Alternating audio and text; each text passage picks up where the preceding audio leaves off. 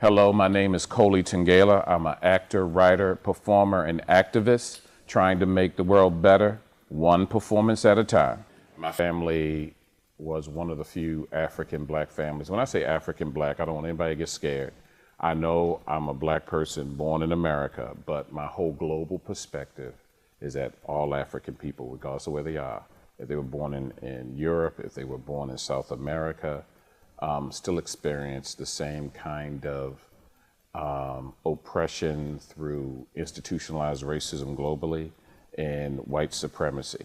And I'm finally glad we reached a point in this country where you can say white supremacy and black folk don't get scared and white people don't get offended, because I've been listening to CNN, MSNBC, and there's white women, blonde white women, talking about the evil of white supremacy.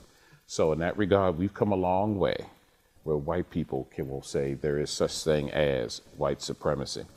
So my own growth and development and has come from my aptitude with art, writing, performing, acting out of pain.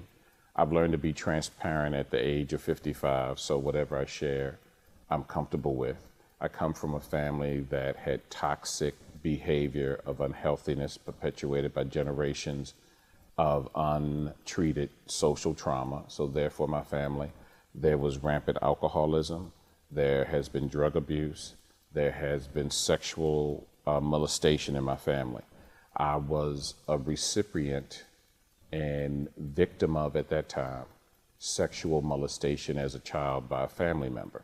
And because of that, I had tremendously low self-esteem and allowed myself to be bullied by other people within my immediate biological family and within the larger African black community, being a victim of bullying as a child all through elementary school and middle school. It started to change in middle school when I realized I was given an opportunity to perform, and how people, even the people who were bullying me, had respect for me, but then they would go right back to bullying me. He said, yo, man, you on stage doing all that, man, that was good. But anyway, here, smack you upside the head, give me your lunch ticket, I'm gonna take your milk, I'm gonna take your fries, but you were good though, and get up, give me them fries. So that continued for a while. And then in high school, I got an opportunity to appear regularly on television. There used to be before cable, what they used to call the off-brand station. I forgot, it was a channel that's known as now the Fox Network, and a channel called Channel 45. But Channel 45 was the sketchy low-power station at that time that would show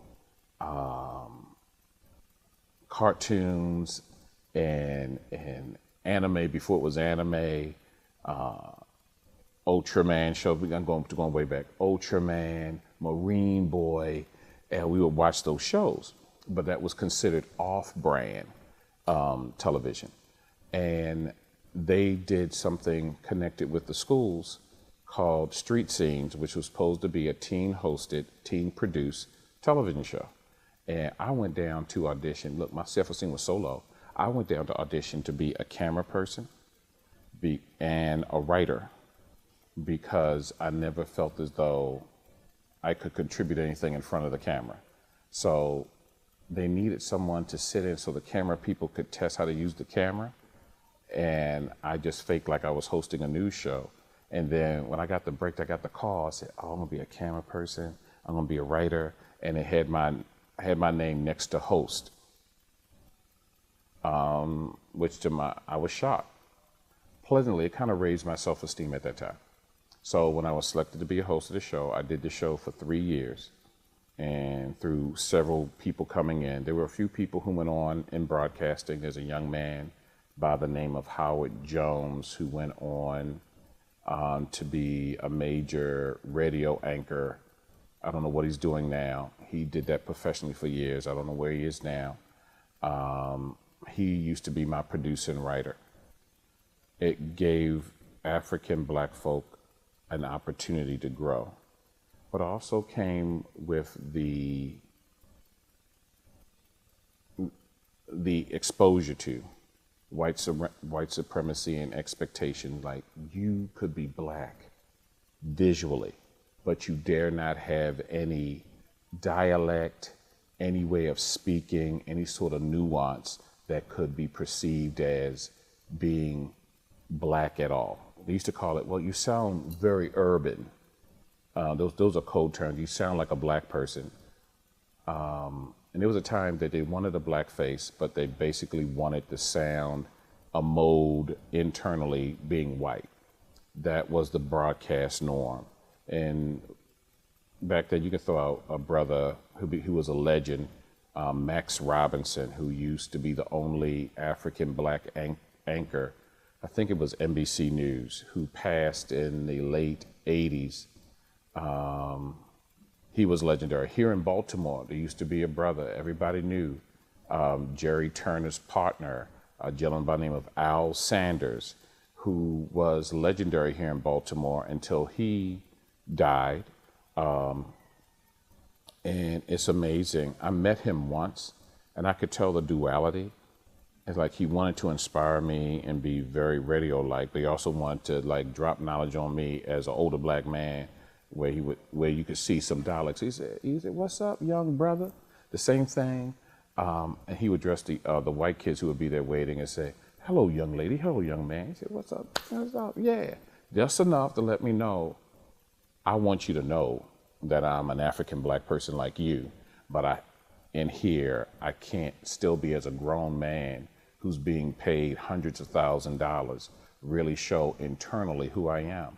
And even that thing, I thought that was absolutely awful to be kind of limited in that regard.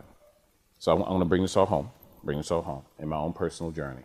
So it was through performing that my self-esteem began to rise from being a sexual molestation victim to a young African black man with some talent and ability. And then it was also through coming in contact with people who were really embracing of African history and culture that I realized that I come from a tremendous legacy. And then my only recourse was not just to be a figurehead or a speaker box for someone else's ideas, that I can empower and inform. And so I'm jumping around, I did a lot of things within there. I became a stand-up comic when originally all I wanted to do was become the first African black Walt Disney, because I still draw and sketch at this very time. So I wanted to do that. And then because of my low self-esteem, I got involved in theatrical makeup. There was a legendary white makeup artist named Dick Smith. He did the makeup for the original Exorcist film. And he put out the Dick Smith prosthetic makeup kit. And I begged my mother, get me that. Some black kids, I want bicycles, basketball, the hottest shoes. I wanted this white man's makeup kit. So I got into that. And so I realized two things. People love people who either strangely scare them to death or make them laugh. So before I got into the comedy thing, I did the makeup artist thing. And so in the basement, I was finally clearing out things out of the house. We're gonna make it into a rental property now. I found photographs of me at 14, 15, 16, 17 years old being with the makeup creations I've done. And I'm gonna say, it wasn't that bad. I remember one time almost killing a friend of mine in the basement because I wanted to cover his face with plaster of Paris to be a face mask, and you had to put the straws up the nose, and oh God. And they're coming down, I couldn't tell he was not breathing or not, so I kept pushing the straws up his nostrils. So it coming down. And he would tell me he was all right. I had worked out all the hand signals. So he didn't die. I didn't kill him. And then we went on to create the makeup. But the crazy things you do. Other kids are doing stuff like with firecrackers. I'm accidentally smothering my best friend in plaster of Paris in the basement. All that comes about from me searching for love and learning to embrace myself. So a lot of folk know that my birth name, and I got real clever with this, not to disrespect who I am or my family. My birth name is not Koli Tengella. It's a name that, watch this, instead of six, I took back. See, I took my name back from my misinformed ancestors, my mother and my father, and for generations who were taken from their culture. So I have, since I've become aware, you know the old black saying, when you know better, you do better. So I took back my name when I began to travel to Africa, Senegal in particular. And I was given this name, Koli Tengella, who I found out was rather apropos. He was a great West African king. His claim to fame was this, great military strategist. When Arabs came in promoting Islam and white Europeans came in promoting Christianity, and you had to either say, I become a Christian or a Muslim, or they will kill you. So he sent a message throughout his kingdom when he started invading his kingdom. He said, just tell them that you're Muslim. Just tell them that you're Christian until I get there and I kill them. So his whole thing, he said, people, hold on, I'm coming. So he built this empire and fighting against white European encroachment using religion as Christianity, white European assault on the culture by using, Arab encroachment by using Islam. He just told black people, sit there, pray to their God, and then I will come and kill them. And that he would give them a choice, leave my kingdom, come on into my kingdom, or get out, or the last one, you die. So he built a tremendous nation. He ruled for almost 50, 60 years. And so that name was given to me. And I sort of like the way I've been evolving. And you reach an age, white folks would say, you reach of a certain age where you become fearless in a lot of ways. Like you said, and you look back on your youth, and I'm 55, and I'm looking back when I was 30 and 40, and there was still fear of truly embracing who I am. And I wonder why. And since I've become more comfortable with who I am as an African black person globally, and understanding who I am and what I'm capable of and what we all are, and connecting with other folks, things have gotten so much better in terms of me understanding. And understanding, like, I'm down, I'm African all the way, Pan-African is global empowerment, Marcus Garvey, Ungawa, Black Power. But there's other black folk who still on the Negro level. And you don't hate on a brother or sister who's on a Negro level, because, being on a Negro level in America, you get paid. But you still will wake up in the reality that you're black once the white supremacist culture has used you. Look at sister girl Omarosa. Fine as she can be, Lord, break my heart. But she reached a point where she realized she was being used because she was black. She was being used because she was a woman. She was using because she was an attractive black woman. And then when there was no longer any purpose for her, she was discarded. But they forgot you were dealing with a sister who knew the grimy people she was dealing with, regardless of whether or not that the captain of griminess was the president.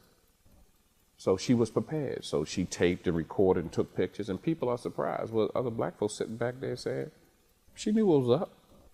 She was riding that train. She knew what was up. And she knew that she had to protect herself. And you'll see soon on a sinking ship, what's old saying, what leaves the ship first when a ship is sinking? A particular kind of large rodent. And so the ship is sinking, those large rodents start to jump off. And you'd be surprised at how many other people, the attorney for our current president, he has tapes. There'll be a lot of other people with videotapes and documents that were supposed to be shredded. But I'm bringing it home in terms of my own personal development. Understanding the level of corruption in the world I've learned that in order to, you can't give people straight truth that hard. I use the guise of humor and entertainment to educate people. Like Sesame Street, they've got characters that are have HIV and kids love them.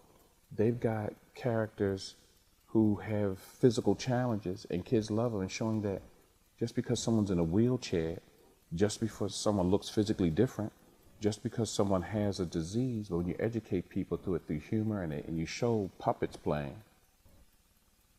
that could translate to your personal life, and also the acceptance of difference. So Sesame Street did it, and I learned as a comic, I can do it as well.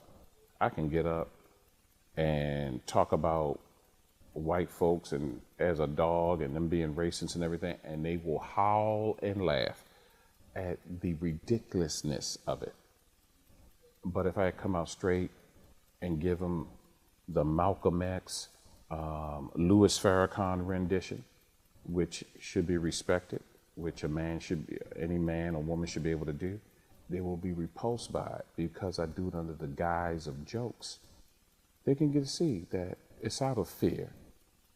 It's out of ignorance. It's out of stupidity, viewing people as less than because of their race, because of their gender, because of their sexuality.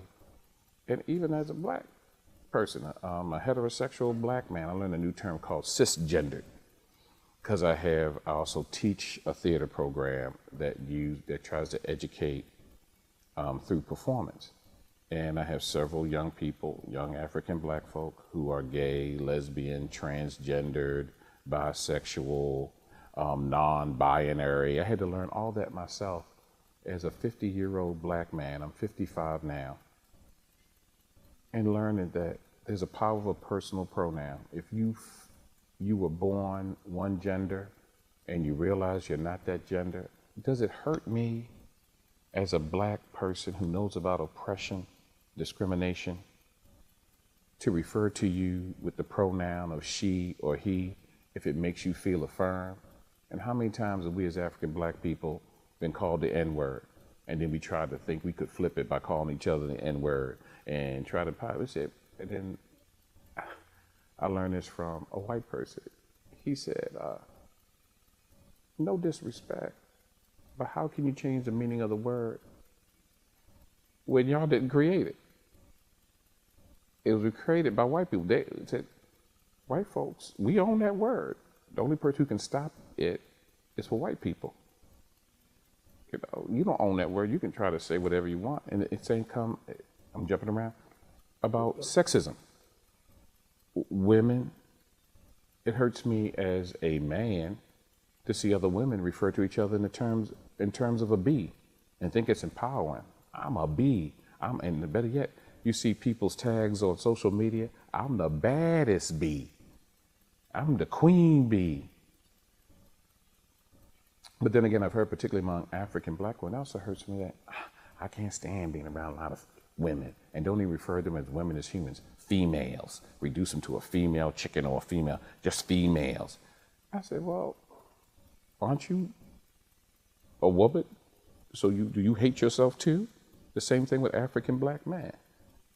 Calling each other the N-word, and also black men viewing each other as immediate adversaries. Walk into a room, don't let it be a job interview.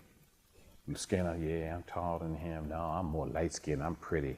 I got light-skinned face. My student taught me this called light-skinned face. Light-skinned face is this. Light-skinned is like stereotypical music video look. Light-skinned face, here you go. That's light-skinned face. You got bob your head, kind of gently lick your lips. I'm light-skinned and I'm better than you.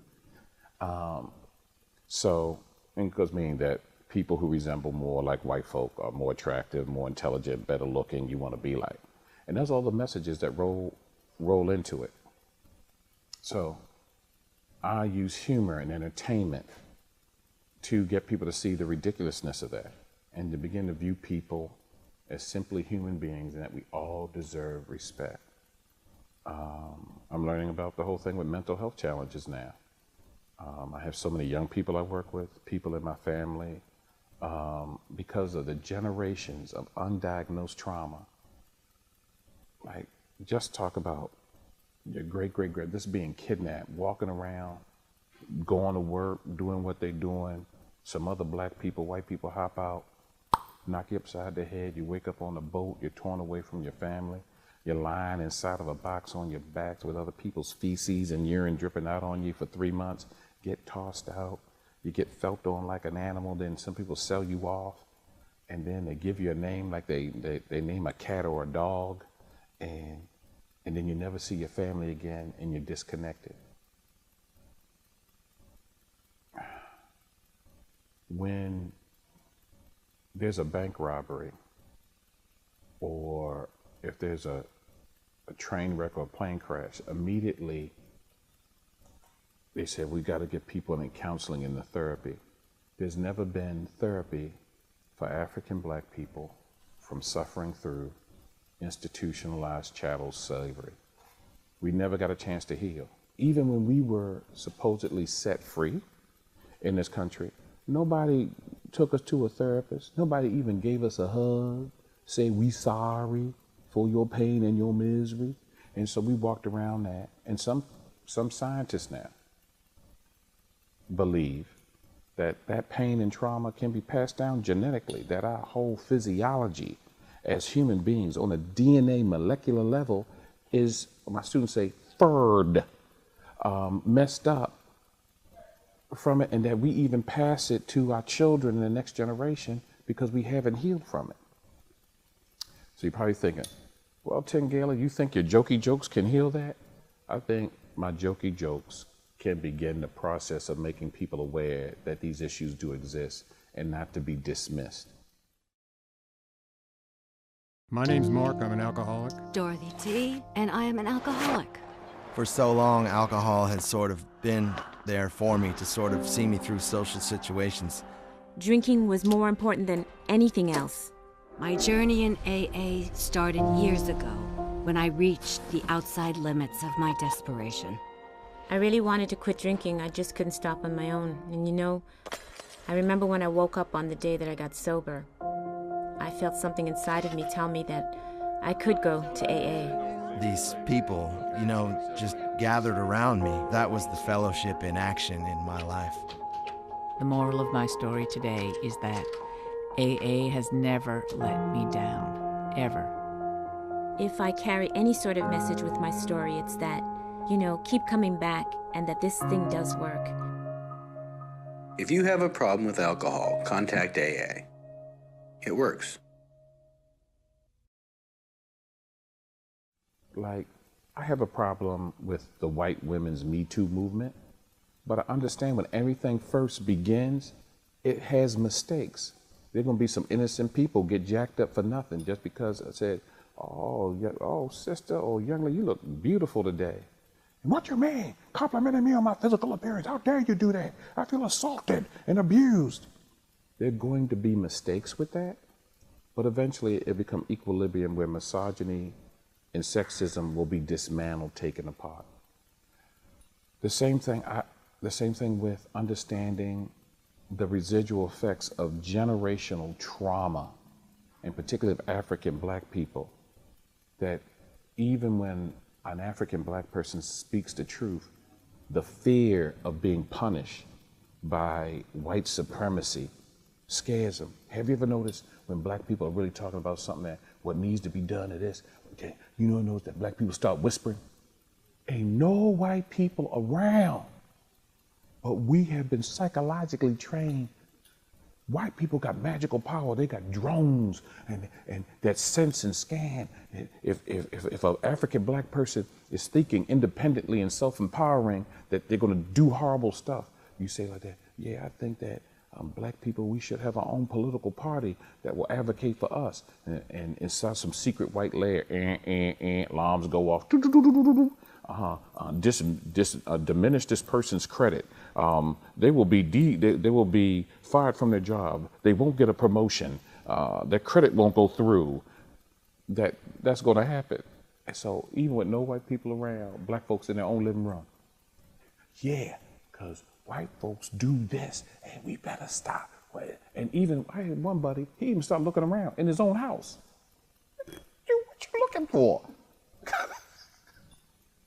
And that's the level of the power that we've been indoctrinated to even fear, almost deify white people. And I'm not saying all white people, there's some powerful white allies who are working to dismantle white supremacy, because white supremacy affects white people. Because there's only one definition of whiteness: waspy, Anglo-Saxon, Christian white people. You can't be no Czechoslovakian white person.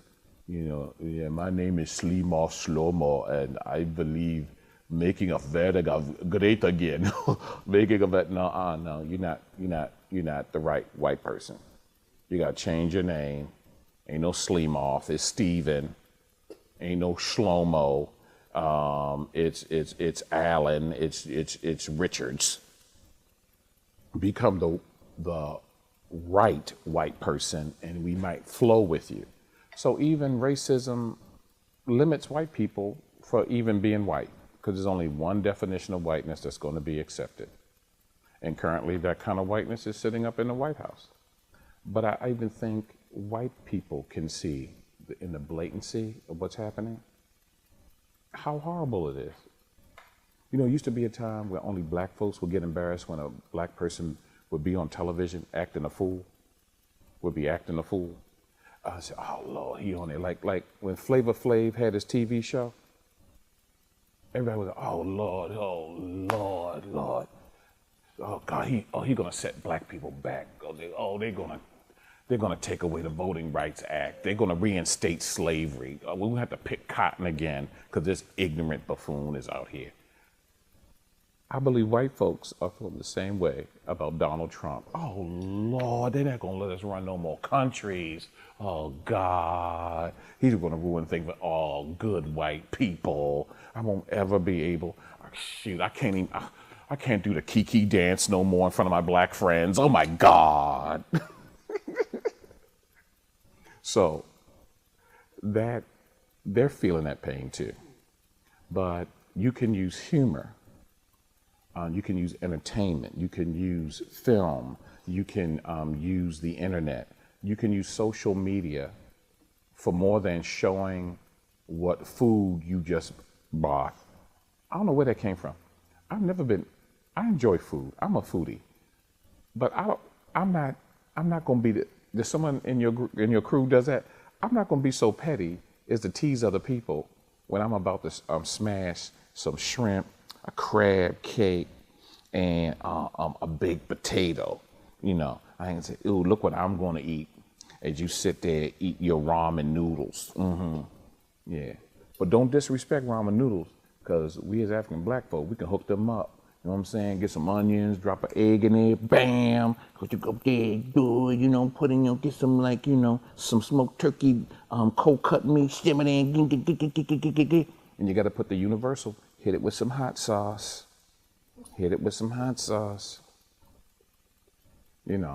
Shoot, don't get me going on hot sauce. Shoot, if I could get away of putting that on my cornflakes, I would have hot sauce on my cornflakes, boy. Certain stuff don't even taste right unless it got some hot sauce. You say, why it taste so bland? Oh, I need some hot sauce. And if you're raised on the East Coast of the United States, it has to be, they should pay me. It has to be Louisiana Crystal hot sauce. Yeah. I'm sorry, I've been running my mouth. Excuse me. Do you have any questions, young man? So now the interview. First question.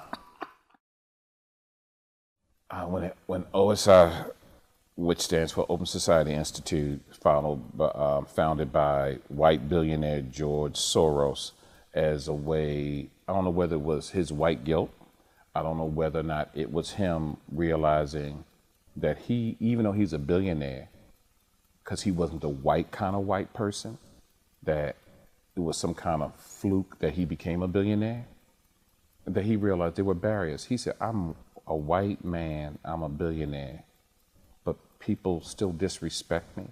Kind of like before Barack, I'm the president of the United States, you still gonna yell at me? You still gonna shake your hand in my face? even though I've got the power to send a predator drone to your house and make you and your whole family disappear? You know, so George Soros began to realize that maybe there's some truth to classism. And if there's classism, there's racism. And if there's racism, there's sexism. And so people are being locked out because of the color of their skin and their gender. So he said, what can I do about it? And then he realized, oh, hell, I'm rich. I can give money out and won't take away from me.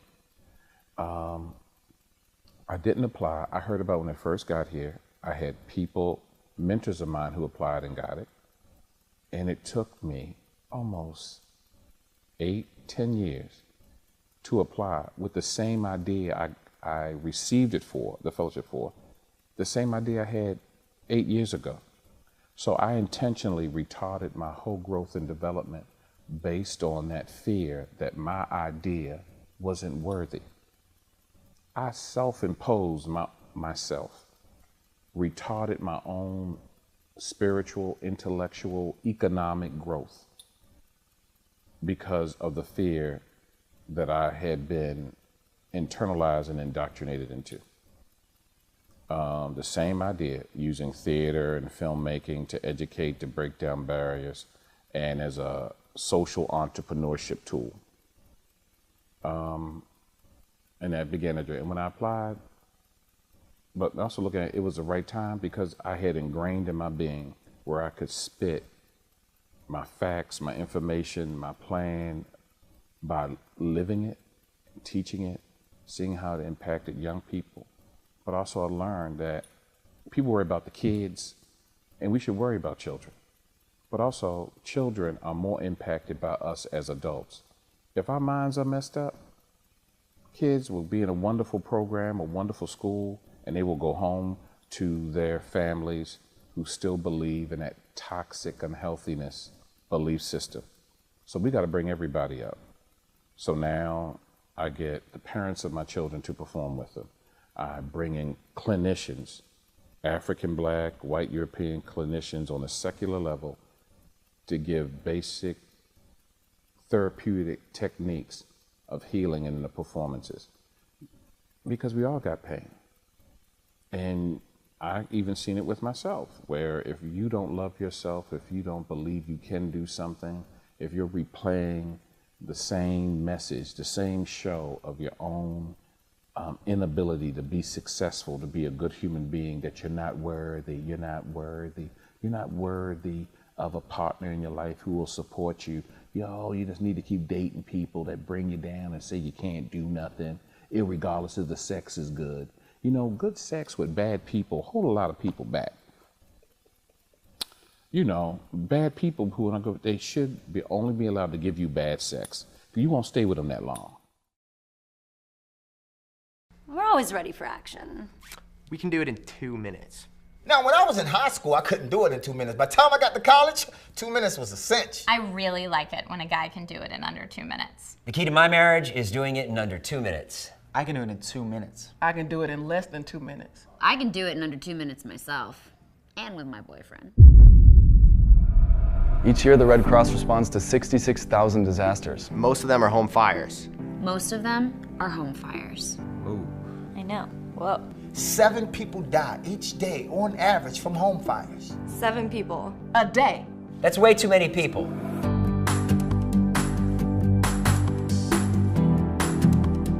You can save your life and your family's life. Make an escape plan. Make an escape plan. Make an escape plan. It's critical that everyone can get out in under 2 minutes. I can get from my bedroom to my front door in less than 2 minutes. In 2 minutes. I can take my shirt off, pour glitter all over myself, and still do it in 2 minutes. Called my mom the other day, told her I did it in under 2 minutes. She was so proud. 1.5. What? There's no way. Yeah. Check your smoke alarms monthly to make sure they're working properly. Smoke alarms cut your risk of death or injury in half. Half? It's 50%. This little guy, cutting it in half. And if it's beeping at you, don't rip it out of the wall. Give it a battery, you know? Make it happy so it can help you get out of the house in time. Make sure to visit redcross.org/2 steps, 2 minutes. 2 steps. 2 minutes. 2 steps, 2 minutes. Visit the link below to find out more. Wherever it is. Not there. Here.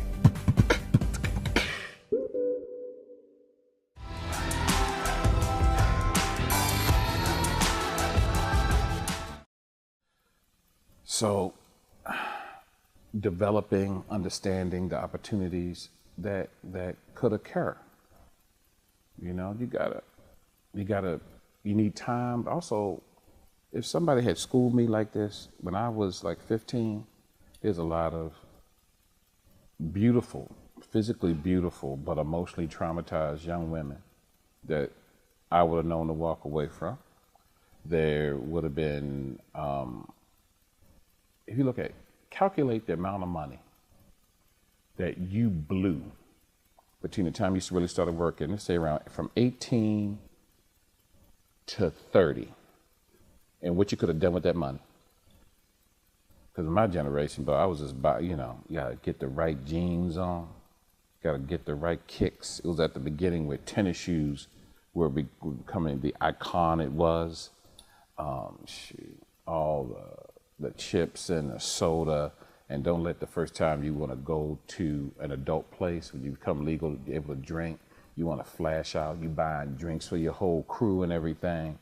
That's the amount of money you just waste. And the amount of money you wasted on people that you don't even like now. You don't even talk to them no more. I saw somebody, I was looking at that fool. Man, I fronted you money when we went out. We don't even talk. I don't even like you. Give me back my money. All the times, oh man, you got me. Oh man, I left my money. I said, I got you, man. I got you, yo. Pre-dummy. I got you, yo. So you look back on, all that. All the money, I could have owned like 10 houses on the amount of money I blew between 18 and 30. 10 houses that still be making me money right now. Because people always need a place to live, even bad, ignorant people. They need a place to live. So those are the experiences that you got to learn. I wish somebody had to school me on that. Just taking the time. And as an African black person, understand, yeah, you can own a house, you can rent it out.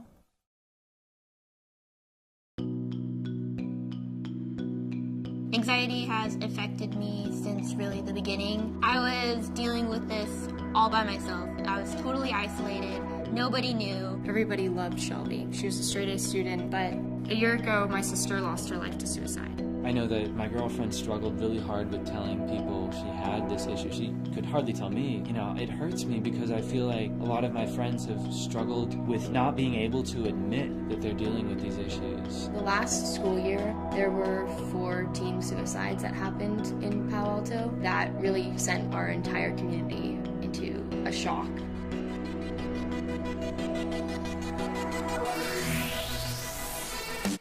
Help us mind our future. Let's tag it, tweet it, Share it. Instagram it. Let's snap it. Me importa el futuro. I think that social media is a very powerful tool for spreading these issues in a way that's approachable and also really powerful.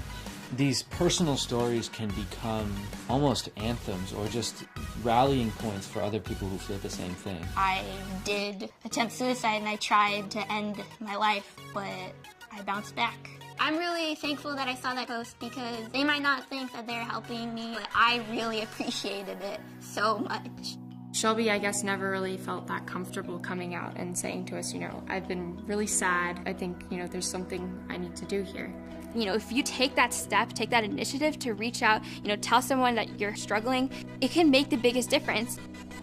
I'm starting the conversation. I'm posting about mental health. I'm ending the stigma. We're socializing hope. I like that. Me importa el futuro. Together, we can bring change to mind. I think ending the stigma is the only way to start the conversation and have people feel comfortable enough they can talk about it, they can seek help. Show us what you're doing to start the conversation and end the stigma.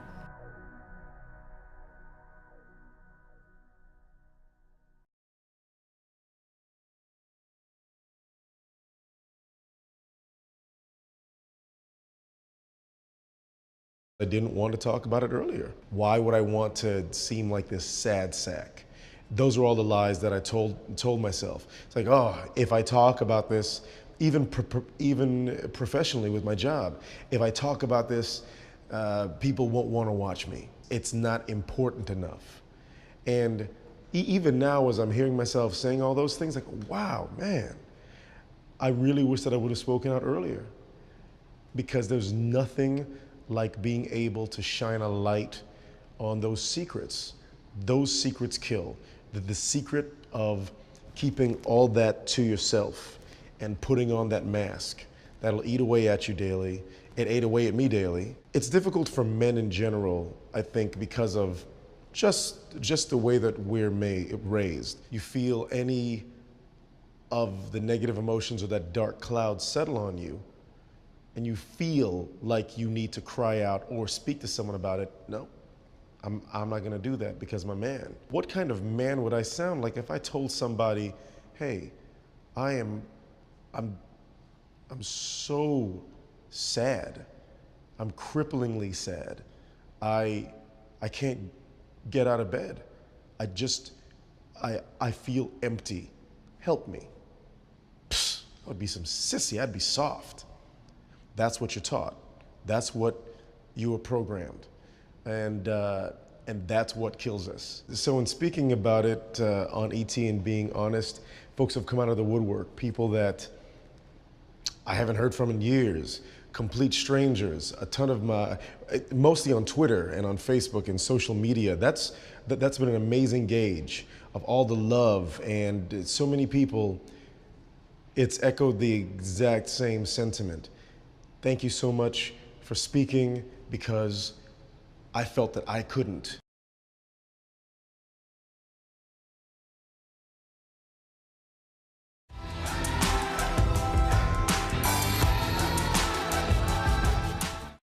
I had so many people talk about me not having a real job or borrow money from my non-existent self. Like, you can't even go to a bank. You come to me. I don't have no real job. But I said, here's my non-real money, my not real money that you're borrowing to pay your real bills out in your real bill paying self. But I don't have a real job though. And one time, this sister I was seeing lent some money. Asked for it. I said, pay it back. She said, I ain't paying you back nothing. Ain't nothing that you can do about it too. Everybody know how you are, caring about the black community. You know, I'm struggling out here with 4 kids and everything. And everybody would believe that you would have gave me the money anyway. Said, everybody believe I told him, hey, I don't owe him that money. He gave it to me because he knew I was a struggling black woman. You know, all the SHIT he be talking. I said, she actually said that to me. Yeah. You're not professional.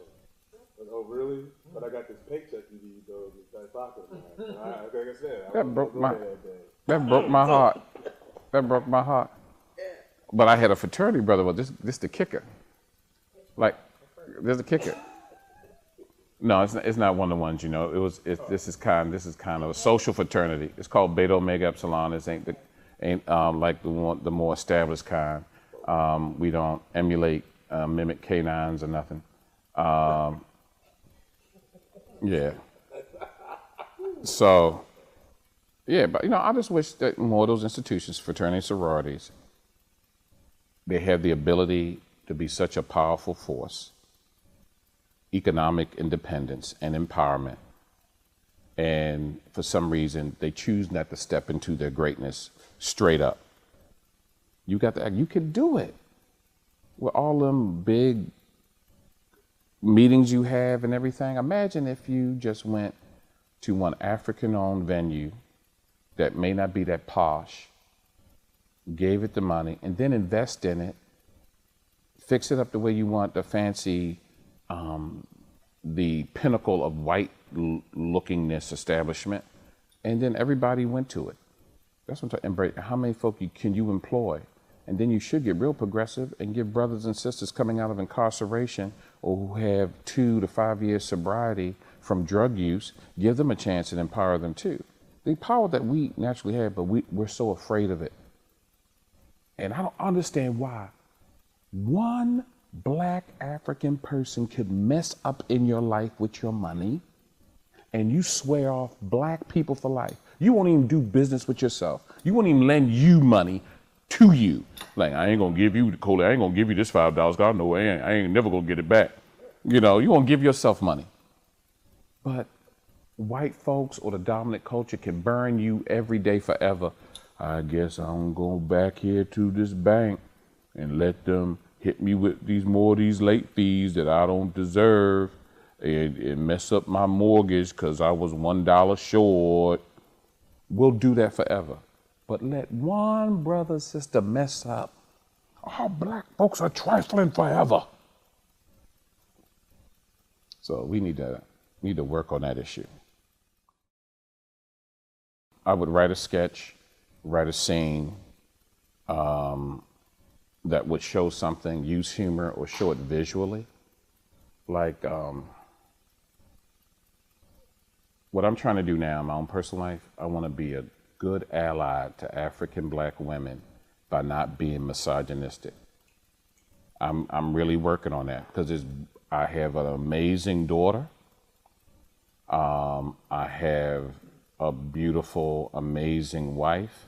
I have amazing young women that I teach, and it would tear my heart out if my wife or daughter or the students ever came to tell me that some man or young man said something inappropriate to them or physically thought they could violate their own physical body and touch them without permission, or they're getting paid thousands of dollars less than a male counterpart. You know, that would really hurt me. And also, I even check my friends now in conversations when they start spitting the B term, particularly towards their girlfriend and their wife, just because they mad at the moment. Yeah, but if I called your girlfriend or your wife a B when you're not mad, you know, you want to put me to sleep. But it's okay for you to do that just because you're mad. Just say you mad, you upset with her. She get on your nerves, she make you sick. But don't call her a B just because you're mad. Don't call her a psycho B. Just think her behavior is crazy. You don't like that behavior. And also say that she hurt your feelings. You try to get a brother, a black man, to admit that his feelings are hurt. First of all, you got to get a black man to admit he got some feelings, that we got feelings, you know? And right out here, I taught students who seen their best friends murdered in front of them. And they said, you know, that's the code of the street. I said, but did you talk to anybody about it? How'd you hurt? Yeah, it hurt me real bad. That was my man. We grew up together. But I said, but have you cried about it? Have you mourned over him? No, because I ain't no B. So the feelings are associated with being feminine, and femininity is viewed as a form of weakness, but yet and still, almost cisgendered heterosexual men pursue women for sexual intimacy, will do crazy things. You know, any black man, any black boy out here who said they haven't done something stupid for the loving of a black woman, you know, if they say they haven't done it, they lying. They lying. I ate sushi. I hate fish, and particularly raw fish. I sat there and ate sushi to be sophisticated to get with a sister once, and then couldn't get with her because I was sick as a dog, throwing up, had stuff coming out the top and the bottom. So taking that, even showing what is true love, creating a sketch or a scene, a short video, posting something up on Instagram and said, what, you know, I may do this later on today. What have you done? What stupid thing have you done for the love of a black woman? And watch men post up. They're going to be honest. There'll be some crazy stuff. And they did ask the question, do you still know or see her now? You know, so using that, what is true love? What is psychological freedom? You know, my whole goal has been being able to sit down with a white person, particularly a white man, and feel no sense of inferiority. I'm 55 years old. I got some amazing accomplishments, and I still have a little bit of I'm not worthiness or I'm not good as when I sit down and have a conversation with a white man. And I call that my inner slave. And I'm either going to heal, I can't kill my inner slave. He said, I want to kill him. No, I want to heal him. I want to embrace him. I want to bring him into the light out of ignorance. And I never really understood. There's a statue. Is it Booker T. Washington? I don't know what HBCU it's at.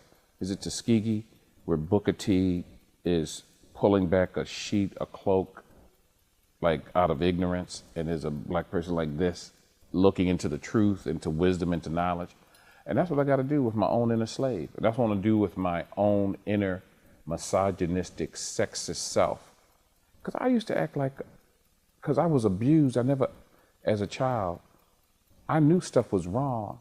But in order for me to be accepted by other young black men or men in general, I would like pile on just to get accepted. Yeah, you see that girl there? Oh, she's a fat MF. Or she, man, I'll tear that B. Or she's a smart mouth B. She need to get dragged, or, you know, this or that. And I said, yeah, I would go like this. Yeah, you're right. She's a B. She's a B. Accept me as your friend. Can I hang up with you? Because I want to be a man. Because I want to, yeah, she's a B. Oh, yeah. Everybody's a B. Every woman, every black woman's a thought. Every black woman's a B until it comes to your mama. Oh, Lord. Don't let somebody say that about your mama. Oh, Lord, no. But you will say this about future mamas. You will say this about other people's mamas. You will disrespect your beautiful black African teacher in the classroom. But let somebody say something about your mama, it's on. And that's the only time you realize that using that language, that misogynistic, evil language, is unhealthy. So creating a scene like that. I want to believe in myself enough to take my vision and talent to another level, kind of like what you wonderful people are doing. I believe there's an audience and there's a market about the things we've just been talking about. Black folk, people of color, black women, learning about that, understand there's an audience to tell those stories so we can grow as black African people. Get rid of sexism, get rid of the homophobia. Black men get in tune to our feelings, realizing there's nothing to be ashamed of, to be able to cry and express your pain. You're not a punk, you're not weak, you're not soft. So taking those experiences and documenting them. So the next step is to write a book with like humorous anecdotes about the subjects we just discussed. Do some more performing and public speaking, and then hopefully selling the book, creating some digital programming where people can go to a site or subscribe to. If other people, there's a lot of things, we pay for apps, some people pay for apps on their phone, not a free app. They pay a little fee on a monthly basis. But what about what you all are doing, what I would like to do? And let's say for $2 a month or $2.99 a month. And if you got, they would get a half-hour digital program. Imagine if you got just 3,000 people at $2.99 a month coming in. That you can pay yourself something decent. That's a small production studio, small staff. Yeah, and get like one of them little coffee machines. You pop in a little cup and everything. Yeah. Hook up a deal. Be bringing in bagels and donuts and everything. Orange juice. Yeah. So, and then look at all the empty buildings around most urban cities. Huge plots of land, fire stations, schools. Tear down some walls, you got a nice production facility.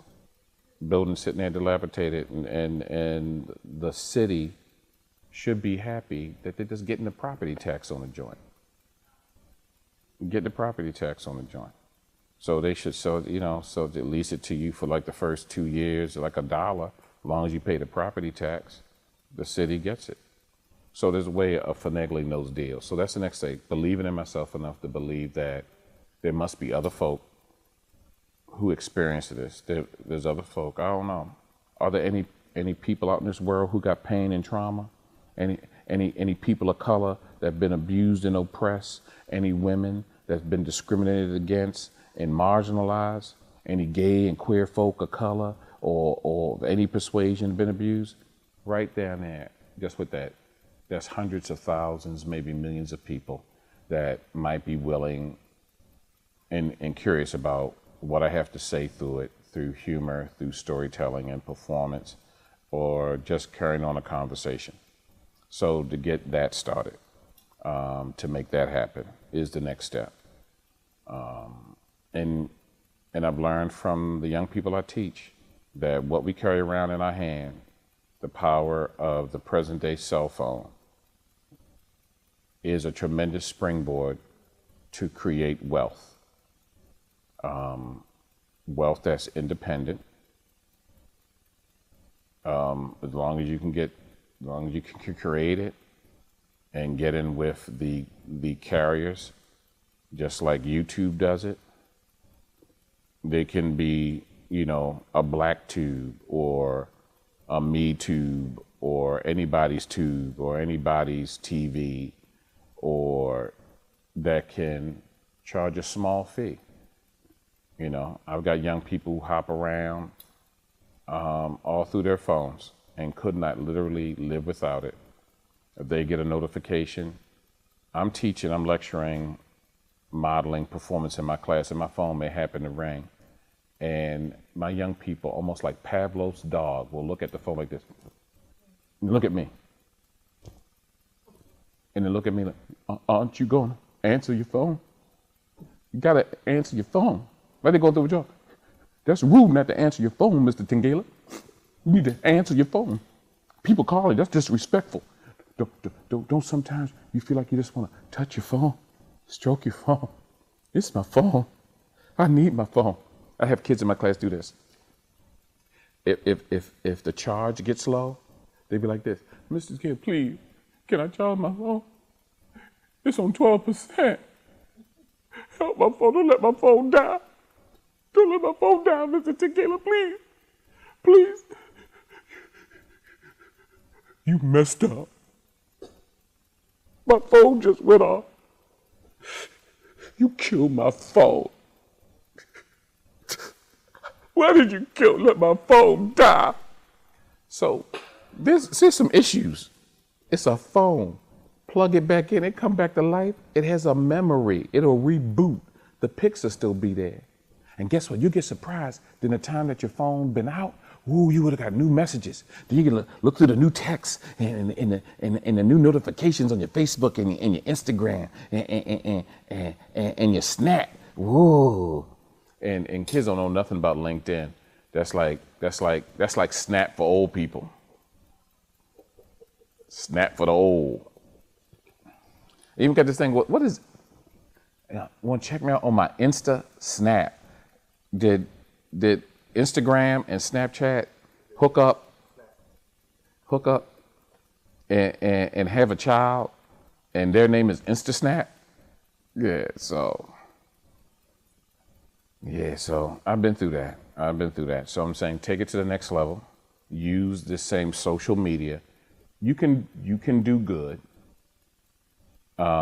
with social media, but then also advocate. We got to change the whole structure where people who make money shouldn't be what we aspire to.